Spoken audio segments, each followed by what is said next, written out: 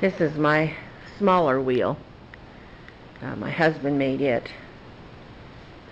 It's, see if I can get a better picture. It's a rim off of a glass patio table.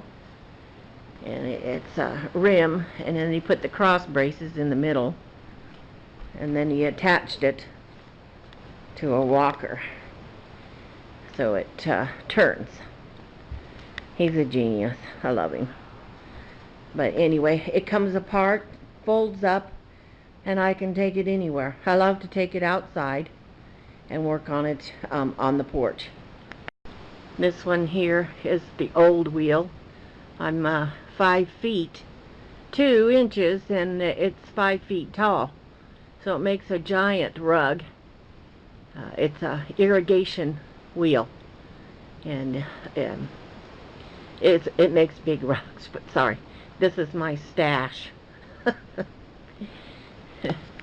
my crafting room. There's the rugs again, the ones that I've made. I did enter the pink one into the fair, and I do have another one in the state fair. I won first. Oh, this is a ribbon I won at the state fair. Oh gosh, several years ago. It was best in division. It was a nice ribbon. I forgot to mention that you wrap the wheel. This was an old blanket that I found, cut in strips, and then I wrapped it several times around, so that way your pins can stick into something. I'm starting another one, and as you can see, you pin it to the top, and then you pin it to the other side. But anyway, I'll show this. I need this one here. I'm going to do 8, so there's 8 markings evenly around, and I will put spokes on each one. I'll show you when I get done. You don't have to iron, but I like to iron my strips, and I just fold it in thirds and then iron it. I'm trying to do this by myself. You pin one of the strips, and I use sheets or material, whatever I can find. New stuff is nice to work with, but you just pin one end, and then you go across, and you pin it, and then you cut it off. Leave some slack in the middle, and then you just cut it. Leave a little bit extra after you cut it, so just in case you need to loosen it up, because sometimes they get really tight as you're weaving. So just pin it and then whack it off.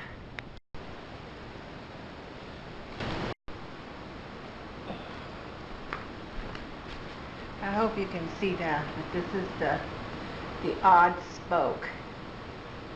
So there's 8 spokes that went around, and this makes the 9th one. You put it right up against the other one.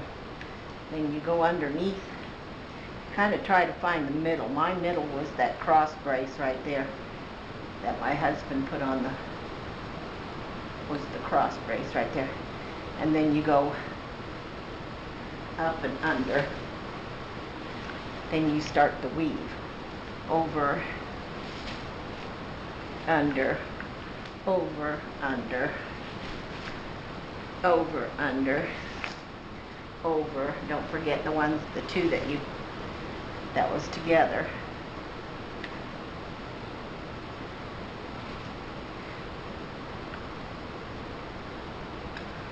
Over, under, over, under, over, under. It's a basic weave.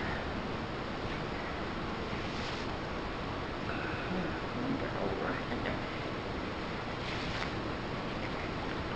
then you can go back and fuss with the center.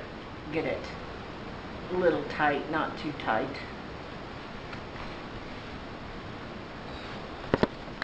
I'm almost at the end of the warp that goes around.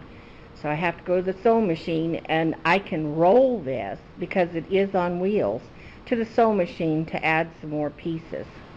I'll be right back. Okay. Oops. No. This is the end. And then you cross it over like this, the new piece. Then you need to sew it diagonally.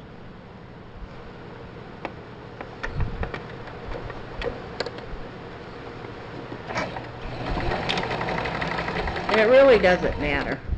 I do tie a knot in it. And that's how you add the pieces. I hope you can see that. And then you cut the diagonal, or the diamond part, or triangle part off. And when you open it up, it's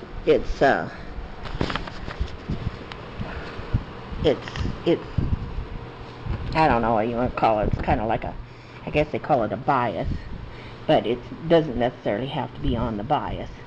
So when you go around and around, I mean, you can hide the seam in between the spokes. I'll show you how. Hang on.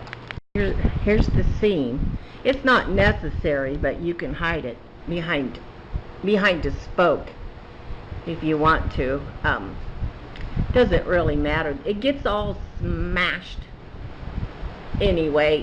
When you're making the rug, it gets smashed. You can be picky about it if you want to. These strings, I'm not picky about the strings.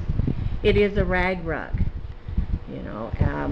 The center, I went around, I don't know, probably 4 times. You can go around, well, not too much, because it just doesn't work out, but you can go around and it starts to look like a little rose. Some do it different than I do. I iron the spokes because it just gets really unruly for me, but I iron them in thirds. I fold and then fold it over into thirds, and that's just the way I do it. Not everybody does. Not everybody pins. Some people tie. You know, you don't have to wrap the wheel if you tie. So I'll get back once I get further along. If someone knows how to sew quilts, you know what chaining is, to save thread and time. You just continue to make those, when you add on, you just, it's hard to explain, but if you know anything about quilting, you can chain the warp together. I'll show you in a little bit. Here's some that are chained. You just snip. And I cut off the little triangle part, and then you got one big old strip. Here's a tip. I ball it up and use a rubber band, and then it's easier to go back and weave over and under. So I'll come back when I've done a little bit more. This is the ironed seam.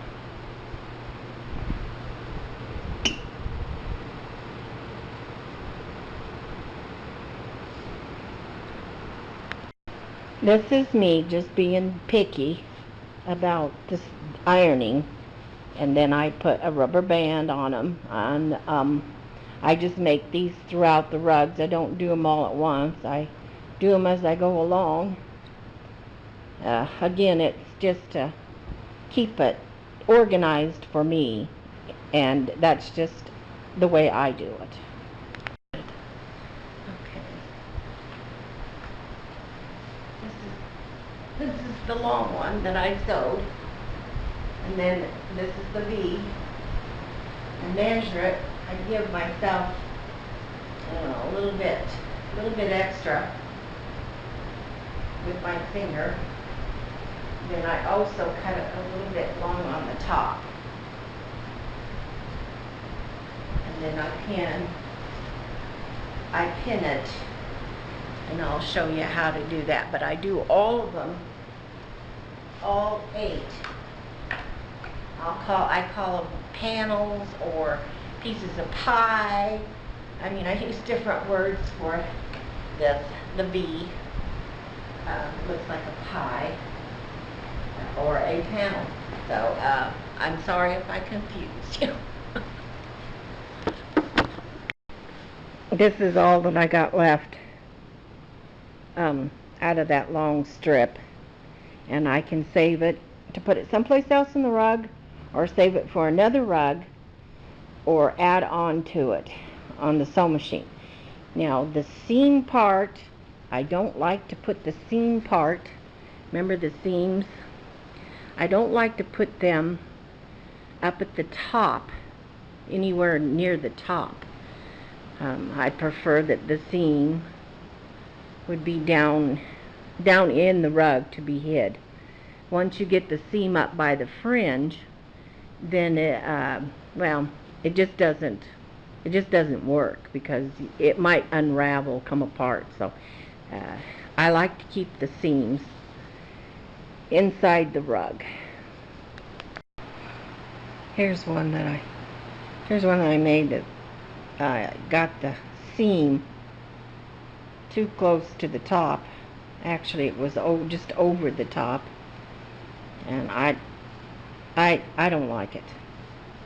But anyway, it's on the fringe part, and I just, like I said, I don't like it that far up. I cut mine every 3 inches. Then I rip the strips. After I cut them, I grab a hold of every other one and step on the other, and then I pull, and that will give you a bunch of strips all at once, instead of ripping them individual. These are all sewed together. All I got to do is clip them apart. Like I said, it's kind of like a running stitch, and they're all connected. And then I'll cut them apart and roll them up in a ball and cut it in sizes that I need. I know I said strip as you go, but I know with the warp and with some of the spokes that I'm going to add, I will take a king size, queen size to a king size sheet ripped up. So I went ahead and ripped up the whole thing. Okay, I went all the way around and added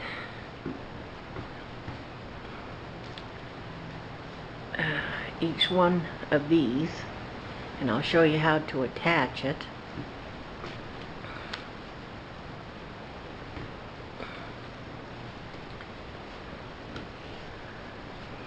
The last go around in the middle, this one here is on the top, so you'll want to put this one here.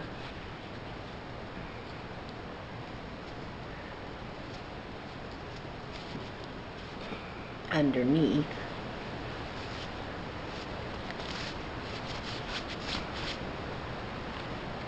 Underneath it, and then you will bring it up and pin it along that other pin. So that would be your first V. or filling in the pie piece or the panel. I forgot to tell you to mark your beginning, and I just put 2 pins so you don't go around and miss anything. It's just what I do. Again, I mark where I start, and I started, remember, on the one spoke that I added next to the other spoke. So just add a marker of some kind.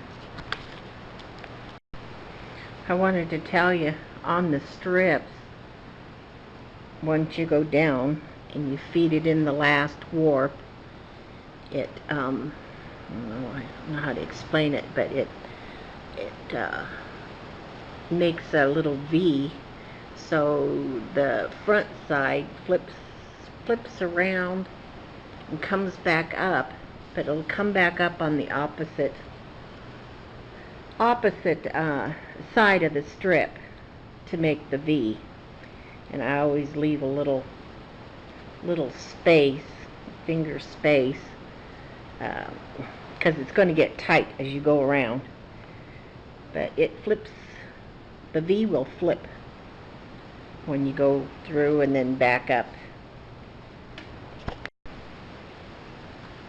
Okay, I wanted to show you how many times I went around. There's my marker right here, and then you go down here and you count, in case you lose track, which I do, how many times you go around, but you can stop and count how many times. There's 1, there's 2, there's 1, 2, and there's the 3rd one right there. And this right here is where we added the V.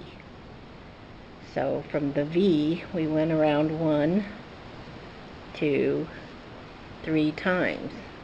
So I will add another set of V's. And I'll do a few rounds and adds, and then I will film again. These are the colors that I want to use. It's more of a peach and green. There's actually, that doesn't look like it, but there's peach in here. It's not pink, it's peach. There's a, I don't know, salmon. This one here. And this is got a pattern to it, and it's also kind of got a peach, and then the green. I may or may not use them, I don't know, but I don't have that much of some of it, so it will be at the end of the rug where the V's get smaller if I use it, because there's not that much in there. But anyway, it's going to be green and peach. I'll also tell you that some material, when you rip it, rolls. But I iron mine, so that will come out. But some of that stuff just won't tear. And it's kind of hard when you're at the store and they don't have a tag on them to know that it's the right kind. Okay, got a little bit further. I added green.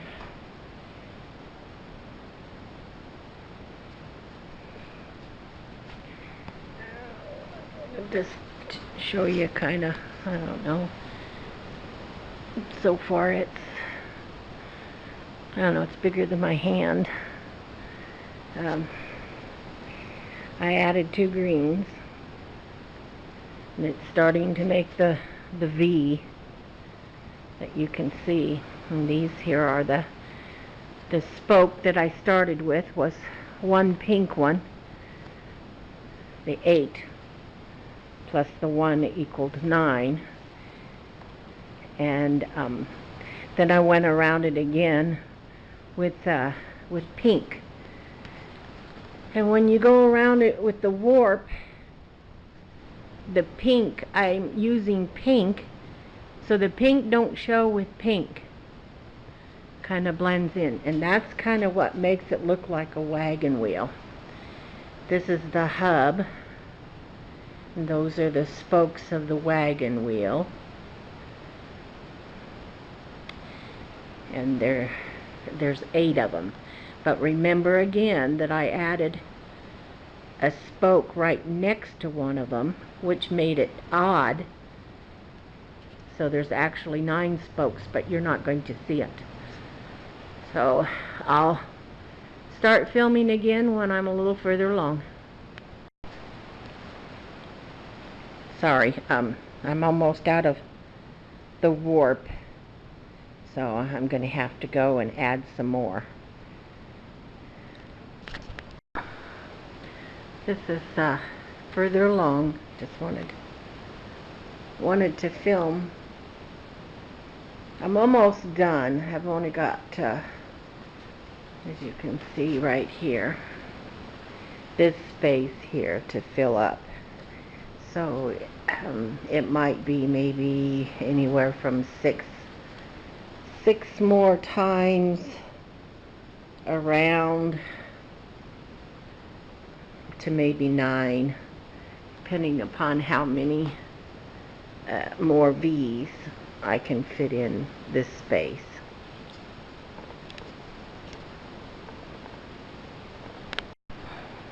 Okay, the rug is 2 feet, and I'm going to stop because I'm going to send this off, but it's only 2 feet across. You can go all the way to the end if you want to, but I undid all the pins and moved them over, so it's only 2 feet across. And I'll baste it. What you do is you baste it around the last round, and then you sew it, and then I will tape that later. Okay, this is how I take it off. I cut it, and then I put rubber bands around it. I've already basted it, and so anyway, I basted it, and then I put it in little piggy tails around the rug, cutting it off the rim. Okay, here's this completely off the rim. You can see all the little pigtails.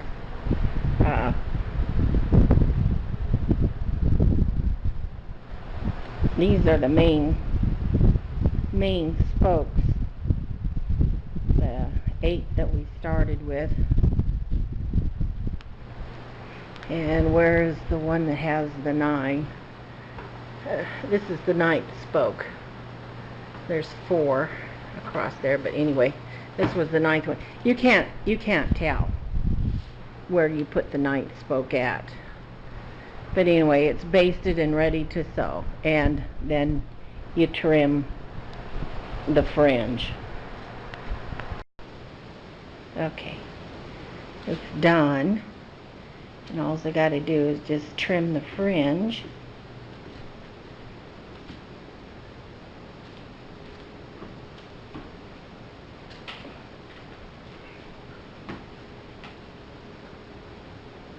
It's sewed, and then I just have to trim it.